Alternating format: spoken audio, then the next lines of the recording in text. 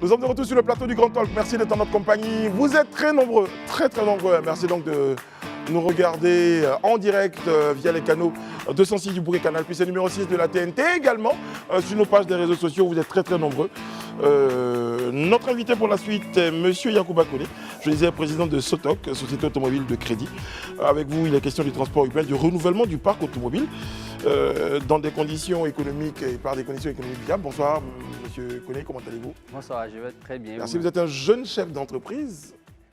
C'est important, vous êtes ivoirien, vous êtes un jeune chef d'entreprise.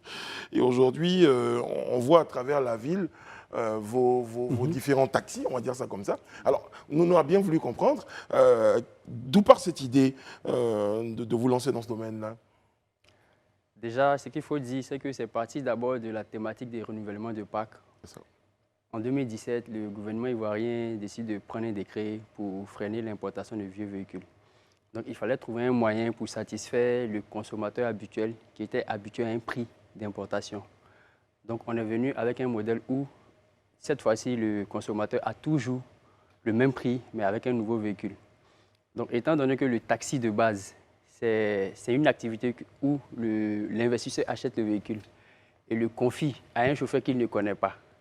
Et il attend des recettes régulièrement. Donc, on s'est dit qu'on pouvait se servir de ce modèle-là pour mettre en place un système de remboursement. Donc, d'un côté, le consommateur va payer une partie du montant qui lui est du véhicule. Donc, ça lui permet de garder l'ancien prix et de l'autre côté, le remboursement est amorti dans la gestion du véhicule. Donc, voilà d'où part l'idée de Sotoc. Très bien. Moi, je voudrais quand même m'arrêter d'abord sur votre expérience. Brice a dit tout ça part d'où, mais vous êtes quand même très jeune. Et le secteur du transport, pour un jeune comme vous, enfin, pourquoi vous vous dites, moi en tant que jeune, si je dois mettre une idée géniale en place, c'est dans le secteur du transport. Ça représente quoi pour vous finalement, ce secteur-là? Bon, déjà, ce qu'il faut savoir, c'est que généralement, on le dit, hein, le transport est beaucoup plus pratiqué par les djoulas, comme on le dit. Je cherchais comment vous allez dire ça différemment. C'est bien, en plus, c'est une autre façon de c'est dire. joliment dit, ouais. Ouais, donc, globalement, on va dire que c'est vraiment quelque chose qu'on a vu avec nos parents, parce que mon père, il est chauffeur, il a été transporteur pendant de longues années. On va dire jusqu'à présent même. Jusqu'à présent, il continue toujours d'effectuer le transport. Donc, on va dire globalement, mes oncles, tout le monde est carrément du secteur là. Donc, on va dire que c'est plus ou moins un héritage. Voilà, c'est venu Mais comme ils ont ça. dû se dire, mais il est fou ce jeune, de vouloir nous faire renouveler facilement comme ça nos vieux baka ou nos vieux taxis quand même.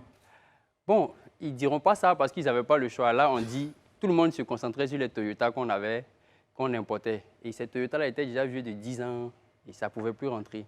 Donc, qu'est-ce qu'il fallait faire? D'un côté, on avait des véhicules qu'on gagnait autour de 3 millions, 3,5 millions. Et aujourd'hui, on a des nouveaux véhicules qui coûtent beaucoup plus cher. Donc, c'était d'abord un problème. Il fallait trouver une solution. Et nous, la solution qu'on a trouvée, c'est d'essayer de garder l'ancien prix. Donc, vous avez un véhicule, par exemple, qui coûte 7 millions, où on vous permet de payer 3,5 millions, qui est l'ancien prix. Et en plus de ça, je veux dire, la seconde partie est remboursée par le véhicule lui-même en circulation. Donc, c'est une partie que vous n'allez pas supporter. Donc, là où vous allez avoir un véhicule vieux, vous avez un véhicule neuf.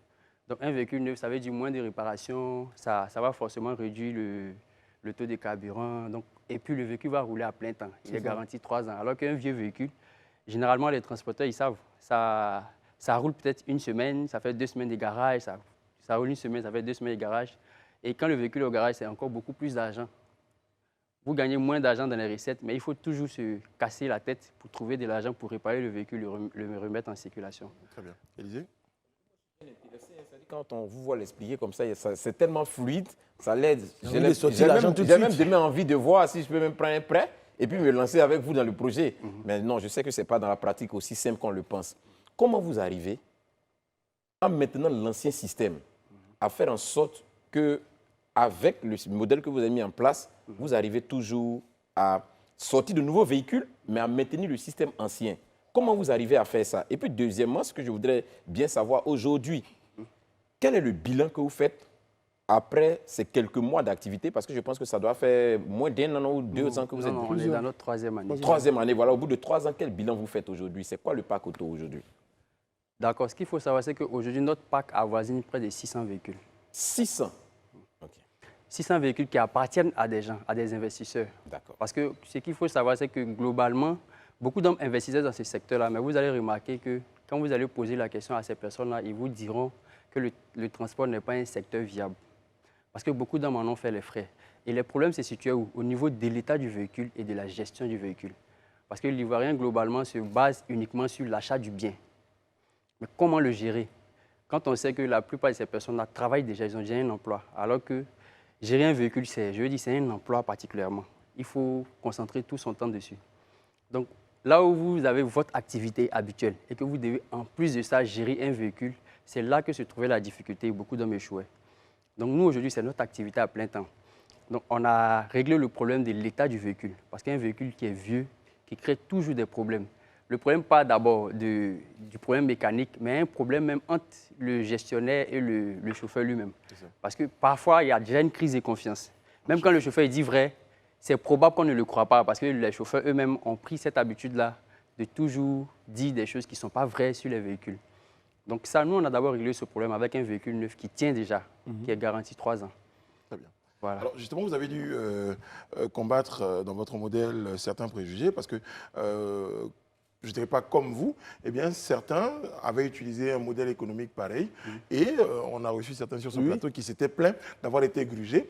Et donc quand les gens viennent vers vous justement, il va falloir avoir un solide capital confiance à leur présenter. Par rapport à ce que Brice dit, permettez que je puisse embrayer là-dessus, c'est-à-dire que là, votre modèle, il faut que nous le précisiez clairement pour qu'on comprenne s'il y a une différence ou bien il y a une crainte que ça tourne au vinaigre. Au vinaigre, comme Ou que ce soit mal interprété. Soit mal interprété. Là, vous, c'est quoi le modèle?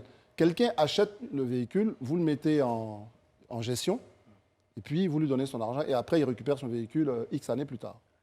D'accord. Déjà, je pense que relativement à la question de Brice, c'est qu'aujourd'hui, ça crée beaucoup de craintes. Nous, on a eu beaucoup de mal déjà à se positionner sur le marché à cause de ce problème-là.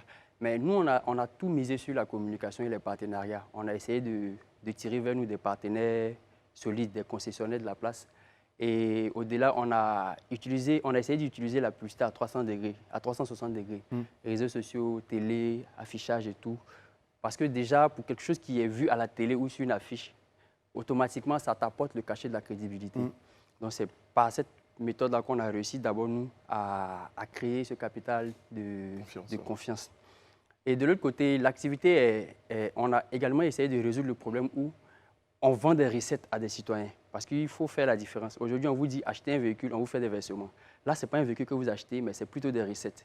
Nous, ici, on essaie de rendre le business beaucoup plus palpable. Vous achetez un véhicule, on vous montre le véhicule, vous voyez le véhicule, vous avez le temps de signer un document qui dit que j'ai vu mon véhicule, il est conforme, voici l'immatriculation. Et par la suite, on met le véhicule en circulation. Très bien. Et on vous donne la possibilité, vous, par exemple, avec le GPS, d'avoir l'application de GPS pour pouvoir même suivre votre véhicule. Et ce qui est intéressant et qui joue en votre faveur, c'est le temps.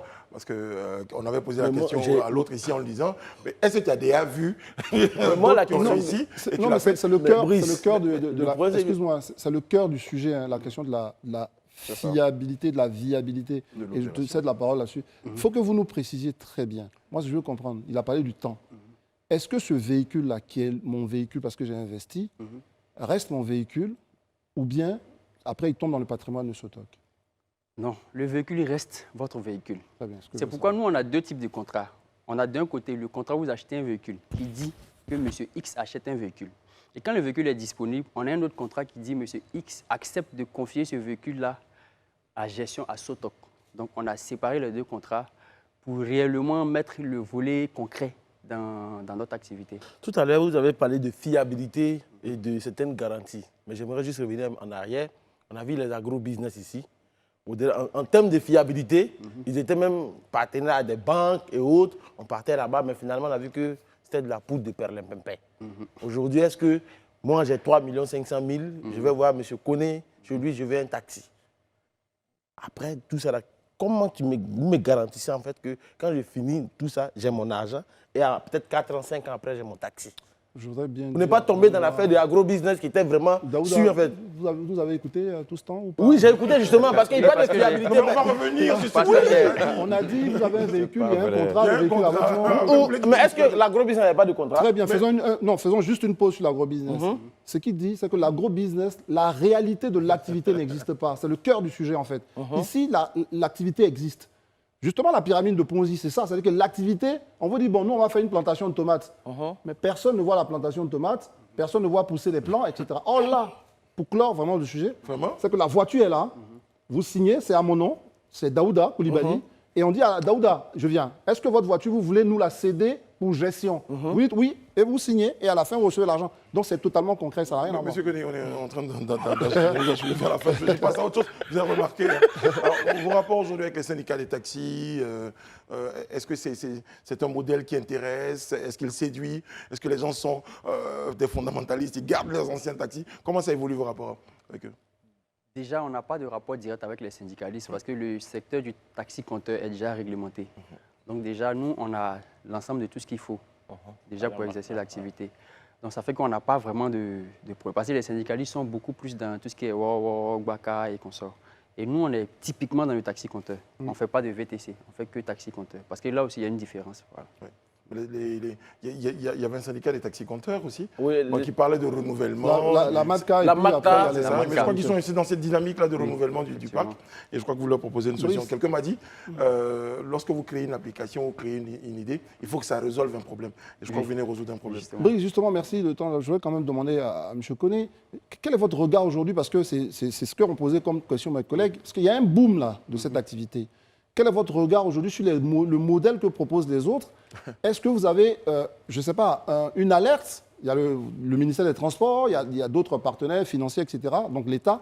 Est-ce que vous avez une alerte précise sur comment le système le mot qu'on a utilisé de renouvellement du parc est en train de se passer? Est-ce que vous avez une alerte ou bien vous dites, bon, pour le moment, tout va bien? Je pense qu'on a beaucoup d'efforts à faire. Parce que réellement, nous, on a organisé récemment la conférence nationale sur le transport. Le but, c'était réellement de sécuriser le secteur en lui-même. Parce que quand vous entamez un processus ou bien vous entamez un business qui marche, tout de suite, tout le monde rentre dedans.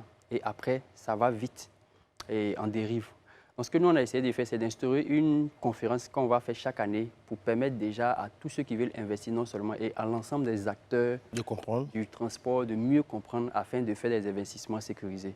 Parce que récemment, il y a une entreprise qui a fait typiquement le même modèle et des gens sont partis investir. Ils ont proposé 1 million pour un véhicule.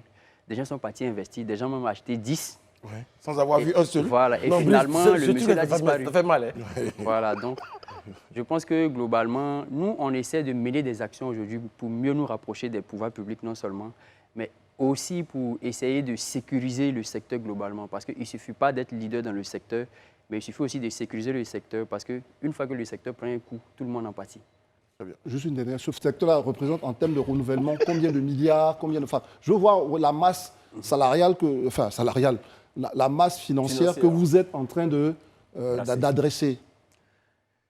D'accord. Déjà, ce qu'il faut savoir, c'est qu'aujourd'hui, récemment, j'ai regardé certaines statistiques sur le net qui disent que les déplacements globalement au niveau d'Abidjan sont couverts autour de 67%. Donc, dans un premier temps, je pense que l'apport de nouveaux véhicules dans ce secteur-là contribue fortement à réduire déjà le taux de déplacement qui est plus ou moins insuffisant.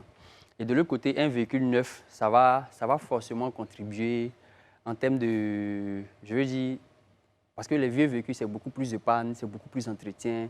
Donc, les nouveaux véhicules vont venir avec ça. Et en plus de ça, pour un parc autour de 600 véhicules aujourd'hui, si on va sur la base d'un véhicule chez le concessionnaire autour de 6 millions, vous voyez plus ou moins ce que ça crée en termes Après, les avantages écologiques, parce que c'est des véhicules qui polluent moins. Oui, effectivement. Monsieur Koné. Voilà, en tout cas, nous, on a souhaité un tout petit peu évoquer cette situation avec vous parce que... je viens avec mes 3 millions. Vous êtes en train... Je ne paye pas 500 000. Hein. Vous êtes en train... Non, il n'y a pas... Donc, il y a des moments, il faut vraiment que je vous rappelle que vous êtes sur un plateau de télévision. Je ne sais pas si c'est la table qui vous fait penser à un kiosque. Non, la table me fait passer un kiosque sur Diallo, sincèrement. Merci, M. Koné. Et puis, félicitations. Hein. Voilà, on a souhaité célébrer donc, nos champions nationaux, des personnes dans des domaines qui font de belles choses. Et si je vous arrêtais un instant pour juste une question? Comme toujours. Je vais me fâcher. Le vieux. Ne vous fâchez pas. Est-ce que c'est parce que vous êtes tout jeune que vous vous dites j'ai réussi et je vais me lancer dans des actions caritatives? Je veux qu'on parle de ça juste un instant. Parce qu'il y a un volet... Pourquoi c'est? Parce qu'on vous voit un peu très actif à Diagoné Fla, etc. C'est quoi l'idée bon, vous auriez pu être un vieux pour commencer à faire ça, mais vous êtes jeune et pourtant vous le faites. Pourquoi en fait? Bon, déjà, moi, en termes de loisirs, je suis beaucoup limité. Donc, j'estime qu'aujourd'hui, avec tout le travail qu'on a fait, et quand on regarde d'où on vient, parce que quand même, on est fils de pauvres, peut-être le mot est fort, non, mais déjà entendu. je sais qu'il y a quand même des moments où je suis allé à l'école peut-être sans chaussures, par exemple, où peut-être c'était difficile d'avoir le kit scolaire et tout. Donc aujourd'hui, dans ma position, je me dis, je peux aussi aider d'autres personnes, justement. Donc c'est pourquoi chaque année, Bravo. j'organise des activités pour soutenir vraiment cette population-là. Très bien. Merci beaucoup, monsieur. Bravo. Bravo, c'est bien. Merci d'avoir été sur notre plateau. À cette allure-là, c'est sûr que de 600, on sera à 1200 véhicules bientôt. Voilà. En tout cas, sur nos pages des réseaux sociaux, vous avez donc l'invitation de nos internautes. Merci beaucoup. Merci d'avoir été sur notre plateau. Et on aura certainement d'autres occasions de vous recevoir. Et sait-on jamais, Daouda va peut-être... Quoi ça va, Si tu dis, tu sais que. Il ne faut pas le mettre dans ton affaire. Faut pas le mettre dans taxi. Voilà, ça Non, va, je Daouda. vais payer mon taxi demain même. Mon On va ami. pas le mettre dans cette journée non pas du temps chargé. Merci beaucoup, D'accord, monsieur. merci Merci beaucoup. d'avoir été sur notre plateau. Merci beaucoup. On vous remercie d'être passé. Merci beaucoup. Voilà, merci beaucoup. Bravo. Vraiment Merci. bravo. Hein, Merci bravo. beaucoup. Bravo encore. Quelqu'un fait, la Côte d'Ivoire a donc besoin de ce genre. Ouais, c'est vrai, c'est vrai, c'est vrai. Bon.